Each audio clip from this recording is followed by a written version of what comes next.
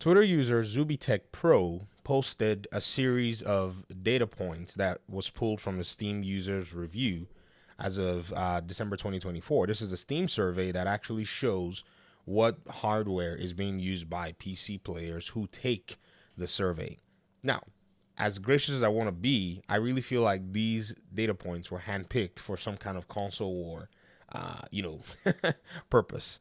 Because the points here are these particular concepts here showing what operating system is used the most, the CPU brand that's used the most, CPU cores, clock speeds, GPU brand, NVIDIA at 75.76%, and then GeForce 3060 at 5.88%. Then you have GPU VRAM and system RAM. Then display resolution at 1080. I'll talk about these data points, I'll interpret them, and I'll show them why this thing is a double-edged sword or a flaming sword. Because you wield it the wrong way, it might cut you. Now, somebody asked and said, cool, what's your point? Just a summary of where the PC gaming industry is at. The very first thing I have to say is the notion that this is a representative of the gaming industry is quite a fugazi. Why? Because there are many people who do not take this survey. I don't take the survey, even though I have multiple gaming builds and all that stuff.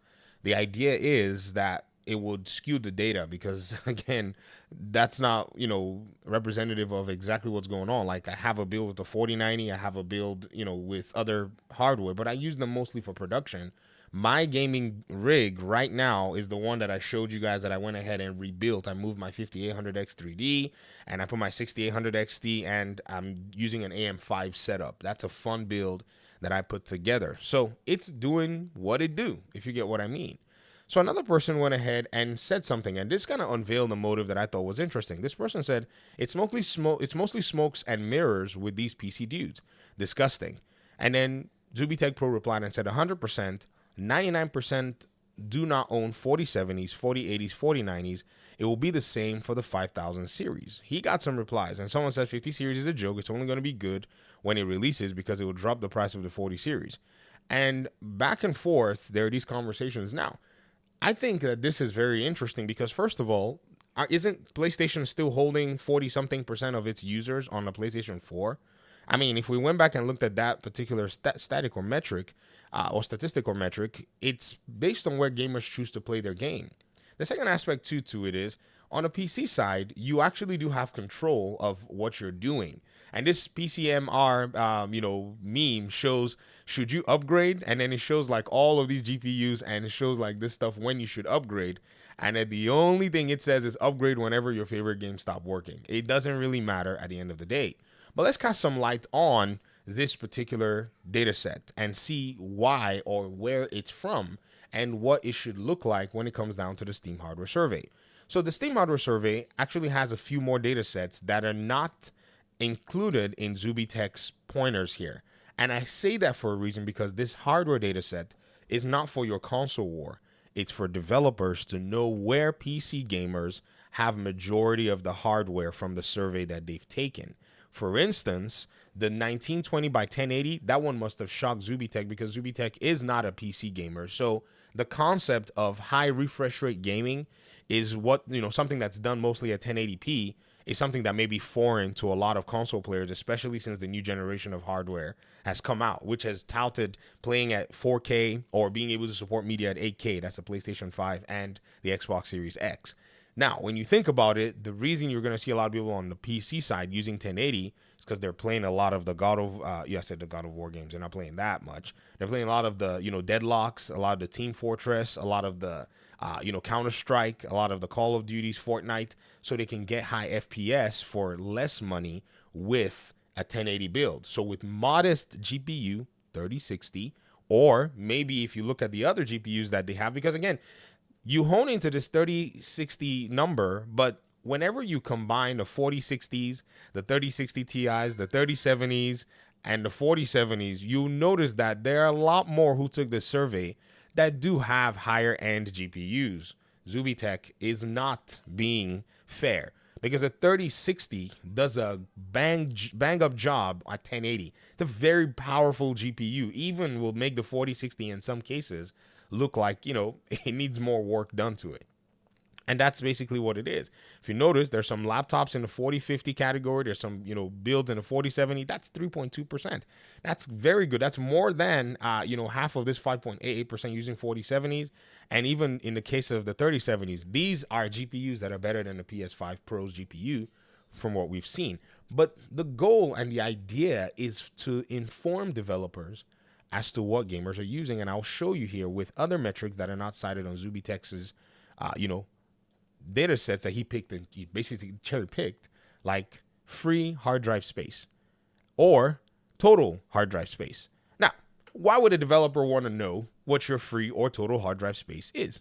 Well, they'd want to know so that when they're deploying their game, they don't go and slap you with a big game file that you can't download or you can't have access to your game with, or what the tolerance rate is. For instance, a game like, say, Mortal Kombat 1, this is a game that I played the most. Its file size is insane. Its file size is like 120 gigs. Jedi Survivor, over 100 gigs in terms of its file size. Indiana Jones was one that they basically broke apart, where they were able to give you a higher texture pack as an option, and then the base game, pretty much being a beefy file. This is something developers are very keen on knowing. They also are keen on knowing how many users are using different kinds of VR headsets. Oh, yes. So that they can be aware what, and who they can target in their audience and in their market. Another really interesting thing, too, is how would you know what the physical CPUs are? Because, again, you might look at the CPU cores and the clock speeds and think that this actually some way, somehow defeats, the power that many PC players hold, but you'll be mistaken if you did that. Because, again, some CPUs that may be running at a lower clock may have a lot of cores, or their, utility in the way that they actually run things could possibly be better than any other hardware or any other CPU that you find out there. There are a lot of people running the old Xeons, which are very good CPUs. There are people running things like the 3900X, which is, oh my gosh, a very, very good CPU. Even though for gaming, it's modest, but it is a it is a 12 core 24 thread CPU, and its clock speeds are, they're not really that impressive. I said the clock speed, sorry. It's where does he put it here? Yeah, its CPU clock speeds don't seem like they're that high, but it's not a CPU that any console could ever touch. Why? I know I'm using one of them, and it's like a 2018, 2019 CPU, which was released even before the PlayStation 5 was ever released. Now, it's a very cheap CPU at this moment in time. This is crazy, right? Okay, I need to go back on that information. The 3900 is like 4.6 gigahertz. I went ahead and looked at it. I was like, oh my gosh, what am I talking about? But again, a lot of these CPUs are, quite powerful CPUs at the end of the day, but it is not here to actually dictate the power, because the freedom that the PC platform gives you is what I think is the main aspect in terms of when you compare PCs and consoles. The fact that you can look at a PC right now and be like, oh yeah, my PlayStation 5 is better than this PC. And in an instant, that PC can turn around and make that PlayStation or Xbox Series X look like, a little calculator, is the aspect of PCs that a lot of people don't necessarily, pay attention to. Then one thing you didn't even talk about too is the multi-monitor resolution for desktops. Again, you see, when you put out data sets like this and you pick and choose display resolution 56.12, you did not cite that here. There is another huge percentage that shows that about 55% of people are using multiple monitor resolutions. So a lot of people using 3840 by 1080 widescreen monitors, because again, like I said, high refresh rate gaming, a lot of 1440s going on here. And so this is a very interesting way to put, the data set that makes it seem like, somewhere, somehow on the PC side, PC gamers are not using powerful enough hardware. Now, here's the thing too. Developers are not really encouraging a lot of PC players to use powerful hardware, or in a sense, making it like this kind of a mandate. It's only on console that they're selling you hardware and making a lot of people feel warm inside, like it's something that they need. How and why do I know? Well, simply put, PlayStation is making its games on PC and is not demanding from you a lot of high-end hardware. I mean, if you go ahead and look at their minimum specs and their, recommended specs for their games, they're actually really small, tiny, little itsy bitsy, requirements at the end of the day. Now, if we go back to a game like Ghost of Tsushima, Ghost of Tsushima is asking you for a Core i3 7100 or a Ryzen 3 1200, CPU. A Ryzen 3 1200, let me see what it is. Ryzen 3 1200. A Ryzen 3 1200 CPU, if we go through and look at, say its capabilities, it's more than likely, not going to be a CPU that uses too much in terms of juice, right? Its clock speed is probably going to be much more on the 3.1 gigahertz side. It's not really crazy. And any other CPU that's probably close or can do as well will play Ghost of Tsushima for you if you pair it up with a GTX 960. A GTX 960 is like a $40, $30 GPU. Nobody even, people give it to you for free. Then in the recommended side, they're asking for a 2060 or a 5600 XT. Or you can use an i5 8600. If we go to PlayStation's most demanding game, actually, which is Returnal, and I think it's followed by, what's the name? Horizon Forbidden West. Let's go ahead and look at Returnal, because Returnal will give you kind of a good picture as to what kind of hardware they're asking. This is one of the more demanding PlayStation games. It's asking for an RTX 2070. It's asking you that you can use a 4-core, 2.7 gigahertz CPU.